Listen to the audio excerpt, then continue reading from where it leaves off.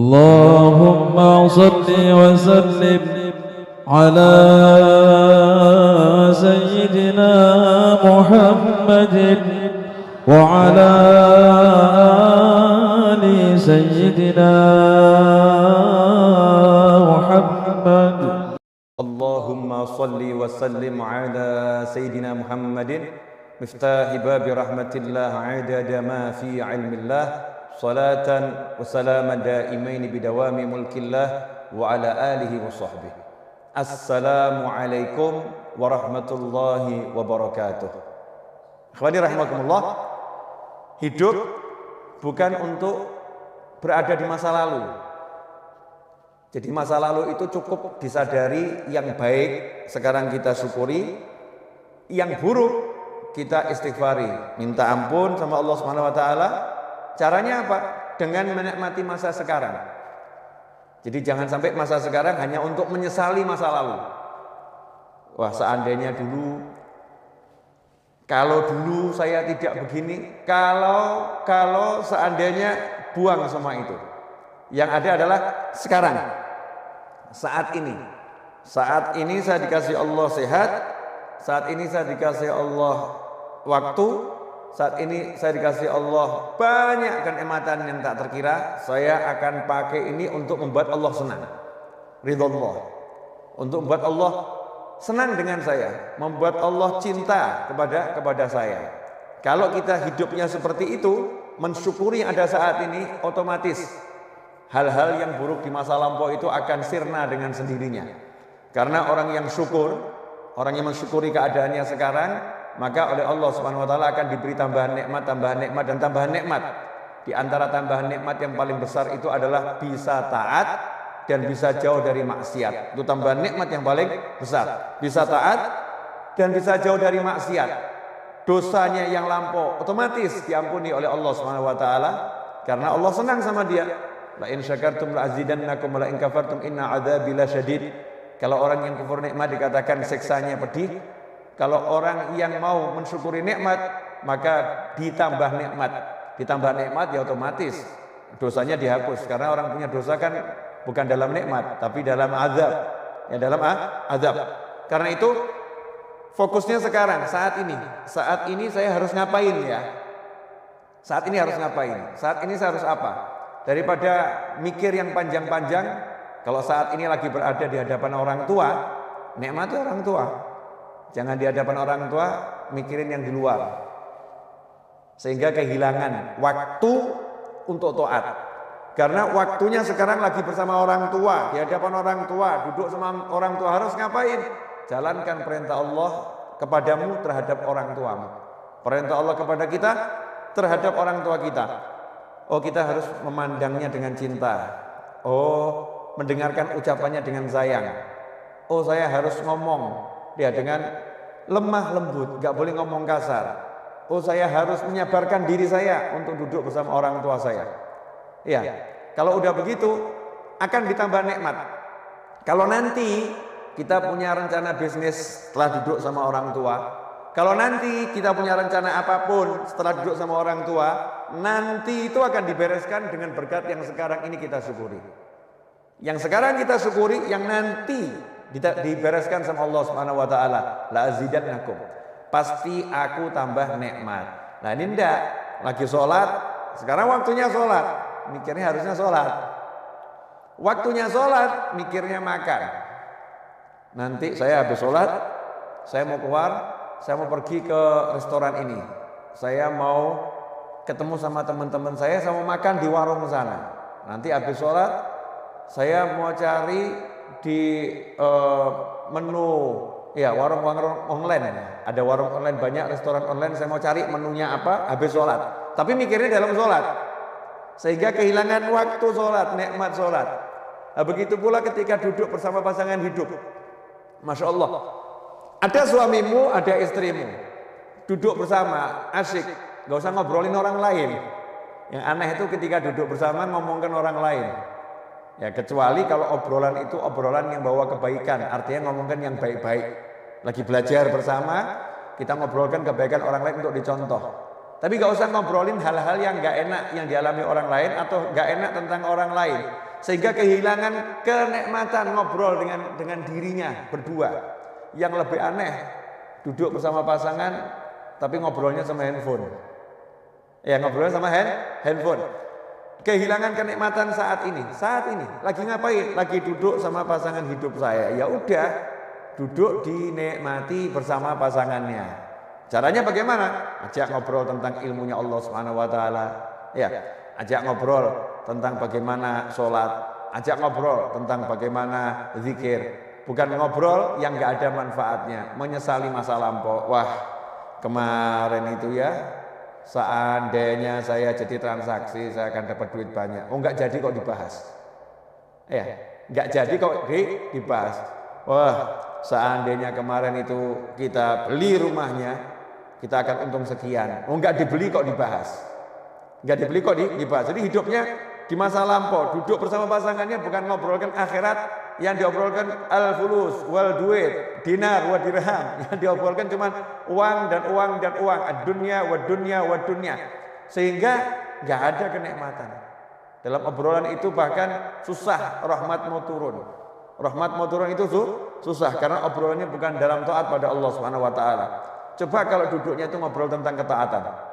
Masya Allah. Nikmat. Contoh tentang ketaatan, bab masakan itu ketaatan. Suami sama istri duduk makan sayur asem. Suaminya ngomong, enak bener nih sayur asemnya nih. Ini kan lagi komentari makanannya istri, ya bersama istri di meja makan atau di tempat makan. Enak bener ini, masya Allah, seger badan jadinya rasanya. Istrinya jawab, ini mas bisa aja. Padahal ini nggak enak nih pasti ini, nyindir ini. Oh, enggak nih, enak bener ini. Kelihatannya obrolan biasa, tapi ini taat. Sebagaimana disebutkan dalam sebuah riwayat, dudukmu bersama pasangan hidupmu untuk menyenangkan hatinya di jalan Allah Ta'ala lebih utama daripada iktikaf di masjidku ini 1 tahun. Oh, kama qala sallallahu. Di riwayat seperti itu. Itu nikmat. Kemudian yang lebih menyedihkan lagi, waktunya sekarang untuk melamunkan masa depan. Melamunkan. Nanti kalau rumah itu laku, saya mau beli mobil. Nanti kalau tanah yang di sana laku, saya mau beli rumah. Nanti. Sementara dia sekarang nggak mau kerja. Jadi sekarang ini hidupnya cuman nganggur, nggak mau bergerak. Nah ini kasihan. Ini namanya bukan punya cita-cita. Itu namanya melamun dalam syariat. Jadi cita-cita sama melamun itu beda. Ya, dikatakan kalau yang cita-cita itu bagus, tapi kalau melamun itu dari syaitan. Kalau melamun itu dari setan. Apa bedanya orang melamun sama cita-cita? Kalau orang punya cita-cita, nanti kalau rumah itu laku, saya mau beli mobil. Ya. Kalau sekedar begitu namanya ngelamun. Kalau cita-cita dia tidak pakai ngomong kalau nanti rumah itu laku. Waktunya sekarang langsung dipakai untuk jual rumah. Iklan sana, iklan sini, telepon sana, telepon sini. Nih rumah saya jual, banting harga, diskon 200%. Masya Allah. Iya. Apanya yang 200% kan belum dijelaskan, kasih bintang kecil 1. Ini biasanya teknik iklan nih. Bintang kecil. Pak, ini maksudnya diskon 200% apa nih? Ya 200% itu maksudnya begini biaya ini saya hapuskan semua, hilang biayanya itu. Nih buat orang mau telepon, teknik periklanan dipelajari, kemudian dia mulai ambil tasbihnya, dia baca sholawat sebanyak mungkin, tawassul dengan sholawatnya, mudah-mudahan ada pembeli yang datang. Nah ini namanya kalau rumah itu nanti laku, saya mau beli mobil, misal begitu.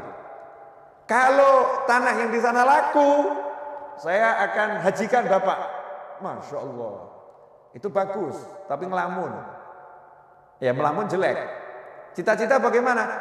Kalau rumah itu laku, tanah yang di sana laku, saya akan hajikan bapak. Langsung mana KTP-nya? Mau daftar tidak butuh biaya. Mana KTP-nya? Diurus semuanya, udah bergerak nih ngurus. Kemudian mulai proses menjual di sana. Itu namanya bukan duduk melamun, tapi orang punya cita-cita. Itulah niat. Ya, makanya setelah Fathul Mekah, la hijrata ba'dal fathi. Setelah Fathul Mekah tidak ada lagi yang namanya hijrah dalam arti pindahnya dari Mekah ke Madinah. walakin jihadun niyah. Yang ada adalah kesungguhan dalam berjuang dan niat yang baik. Nah, niat itu apa? Qasdu syai' muqtarinun bi fi'lih. Niat itu punya satu cita-cita yang segera diiringi perbuatan. Qasdu syai' muqtarinun bi fi'lih. Punya cita-cita, punya harapan, langsung ada aksi. Itu namanya niat. Kalau nggak ada aksi namanya malah melamun.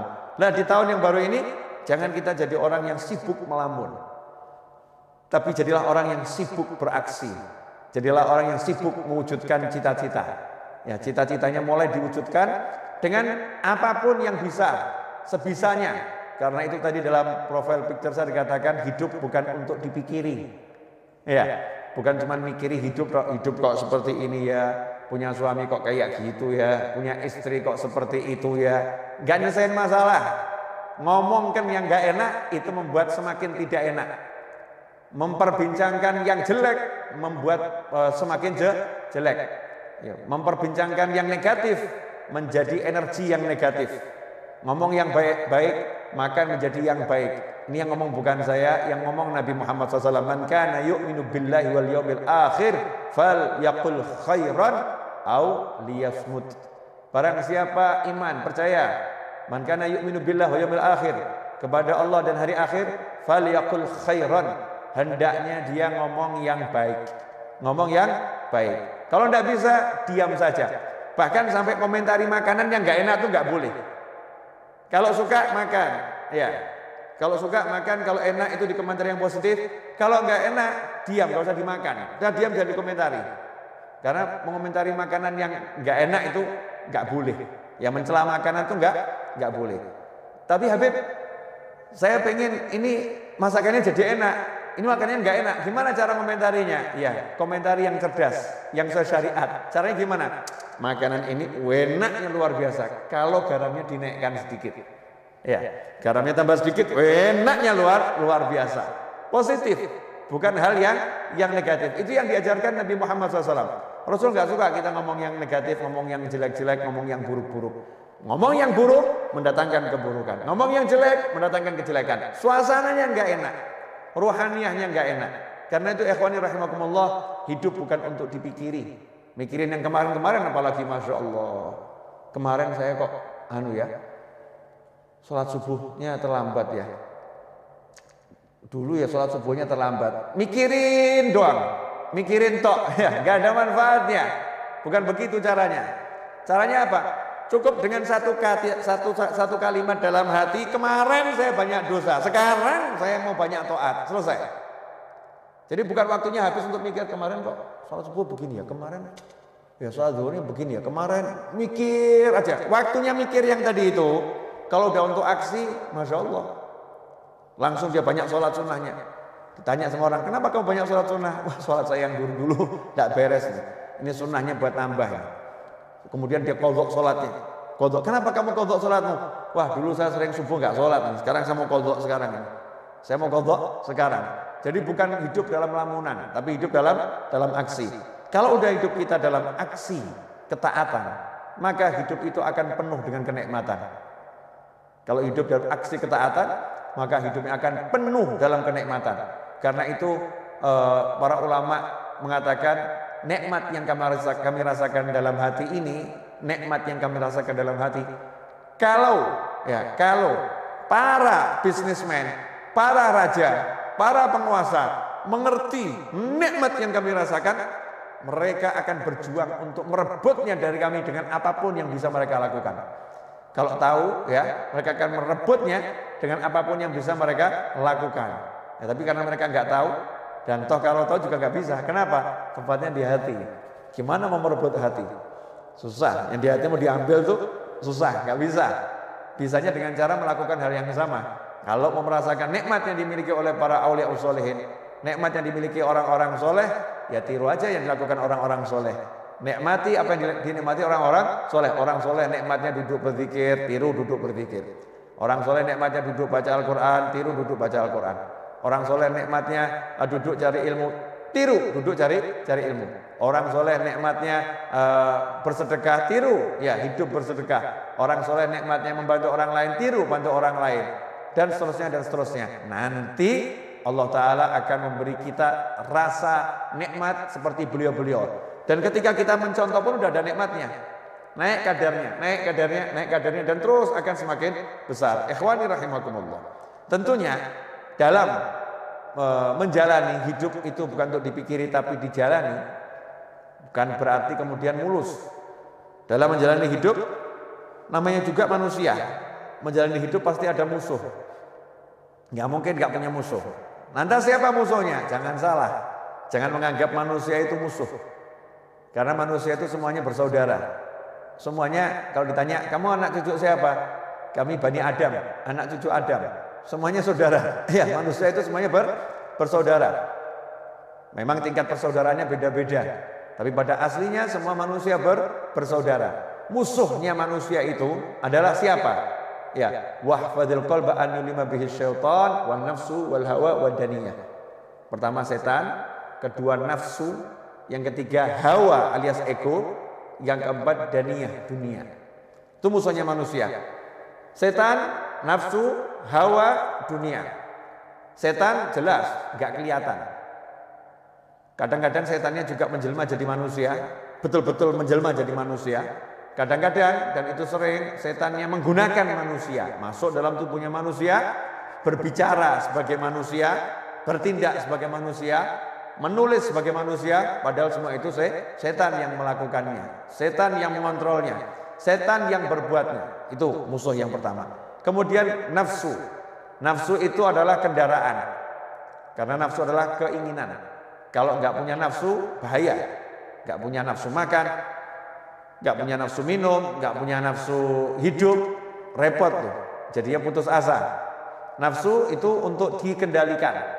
Dia kendaraan, dikendalikan. Kalau nafsu dituruti, jadi musuh. Makan, pengen makan. Makan terus, jadi musuh, jadi penyakit. Ya. Kemudian nafsu-nafsu yang lain, kalau diturutin, jadi maksiat. Naudzubillah min dzalik. Makanya dikendalikan. Hawa. Wah, ini hawa ini kendaraan iblis terbesar. Karena sifatnya sifat turunan iblis. Apa itu?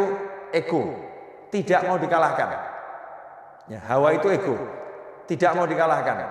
Maunya menang sendiri. Itu ego. Nah, makanya iblis dilaknat karena dia punya ego yang besar. Disuruh sujud kepada Nabi Adam alaihissalam, iblis tidak mau. Karena itu iblis diusir dari rahmatnya Allah Ta'ala. Dibuang dari rahmatnya Allah Ta'ala. Enggak dapat rahmatnya Allah Ta'ala. Karena itu dikatakan iblis dilaknat. Kenapa? Karena dengan egonya dia nggak mau sujud, dia sombong kepada Allah Subhanahu wa Ta'ala. Sombongnya itu dengan tidak mau menjalankan perintah Allah untuk sujud kepada Nabi Adam alaihissalam. Ini ego. Nah, kalau kita jadi muslim jangan dikendalikan ego. Nggak mau dikalahkan, nggak mau dikalahkan. Jadikan ego kita tuh ego yang baik. Ya, saya kalau baca Al-Quran nggak mau ada yang mengalahkan saya. Saya mau paling hebat sendiri baca Al-Qurannya. Tapi kalau ada yang mengalahkan senang, alhamdulillah ya.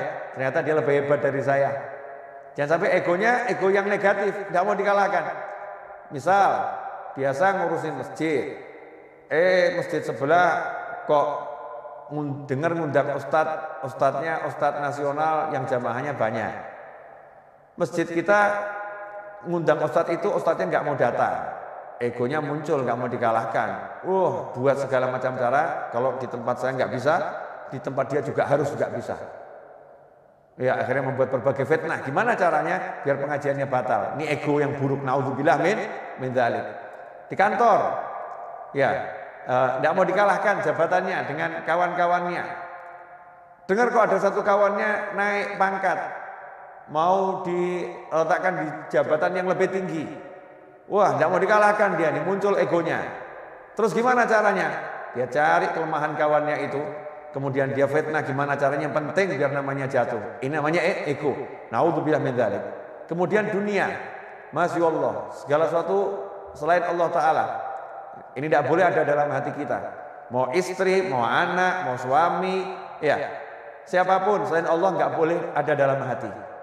Bolehnya masuk hati harus lewat Allah Subhanahu Wa Ta'ala. Harus bismillah, harus ada Allahnya.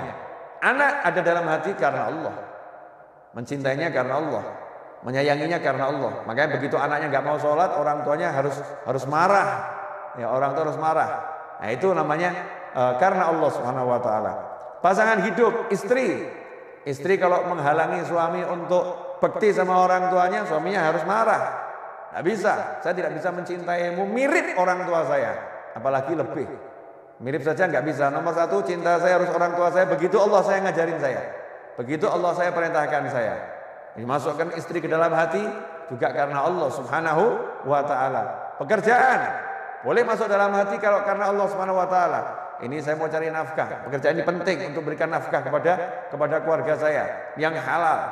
Tapi karena Allah, nggak takut kehilangan pekerjaan. Bukan karena Allah. Ya kalau emang dia harus hilang, nanti kan Allah akan mendatangkan yang lain pekerjaannya. Ya Allah akan kasih yang lain.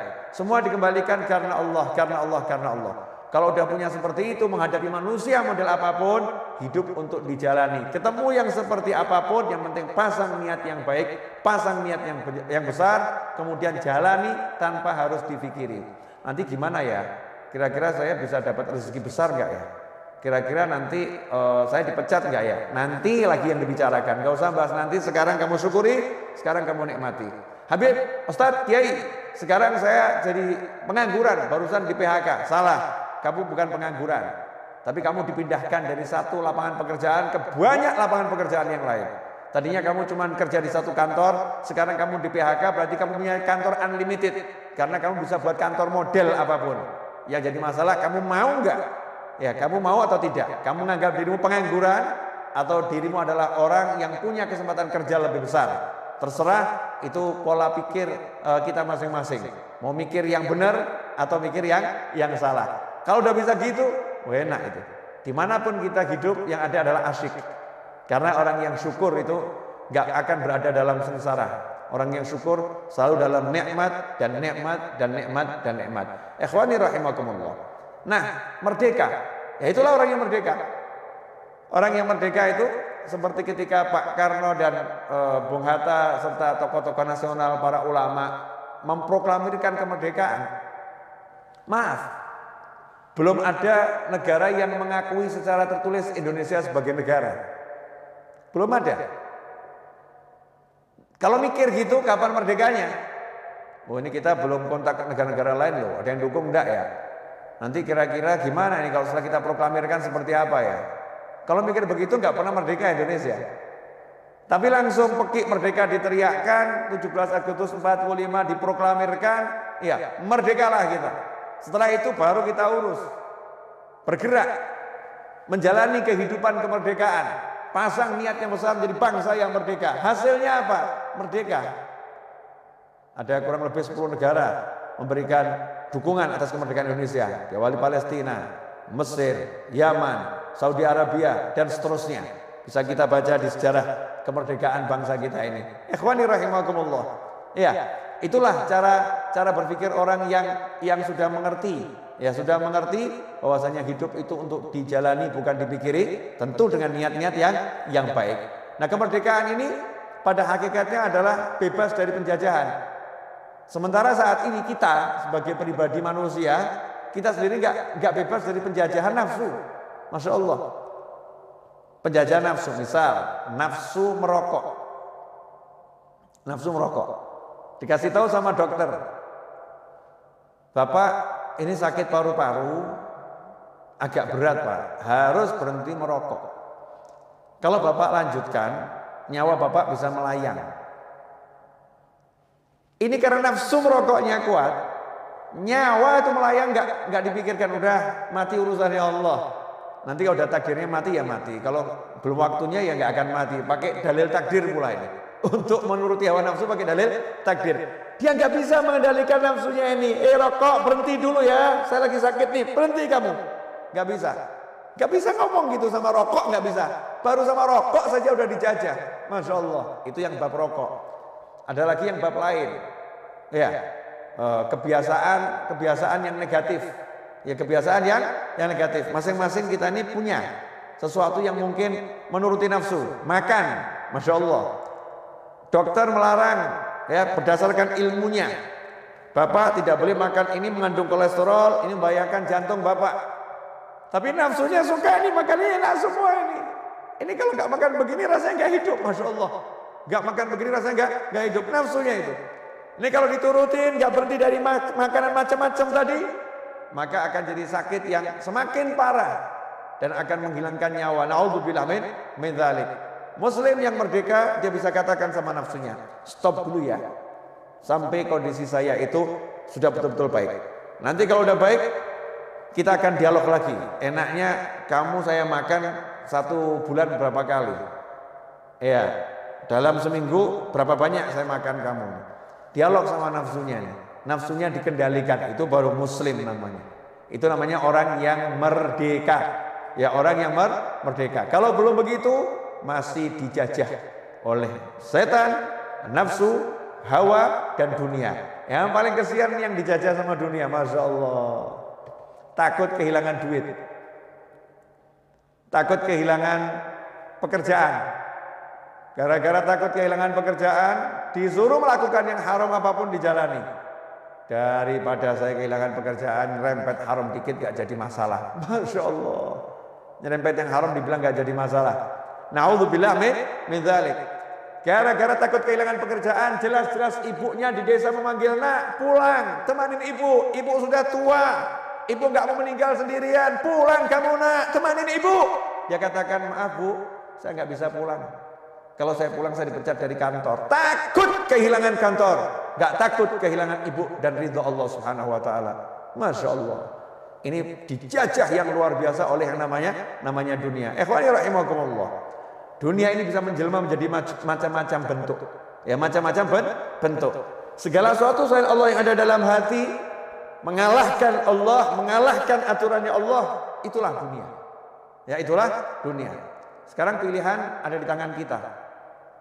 Kita mau jadi manusia yang merdeka atau manusia yang terjajah? Kalau mau jadi manusia yang merdeka dan setiap muslim harus jadi orang yang merdeka, maka kita harus berjuang. Ya, jihadun wa niyah. Berjuang melawan nafsu, berjuang melawan ego, berjuang melawan syaitan, berjuang melawan dunia. Caranya ya dengan melaksanakan perintah Allah. Belajar setiap hari, cari ilmu terus tanpa henti. Nabi Musa pun gak pernah berhenti cari ilmu, walaupun udah menjadi rasul, kalimullah yang dibicara langsung oleh Allah Subhanahu Wa Taala. Nabi Muhammad SAW tidak pernah berhenti minta tambahan ilmu, walaupun ilmu beliau adalah ilmu langsung dari Allah Subhanahu Wa Taala. Ya, yang Allah katakan diwahyukan. Kalau bicara Rasulullah semuanya itu wahyu ada dalam hati Nabi Muhammad sallallahu alaihi wasallam. Rasul masih suruh minta terus sama Allah, wa qur rabbi zidni ilma. Ya Allah, berilah aku tambahan ilmu dan mengisi sisa-sisa waktu yang kita miliki dalam perjalanan hidup sampai nanti akhir usia, maka tidak ada yang lebih baik daripada mengisinya dengan ilmu dan amal soleh. Ilmu dan amal soleh. Insya Allah kalau begitu hidup kita akan penuh dengan ketenangan, kenyamanan dan kebahagiaan. Jazakumullah khairan.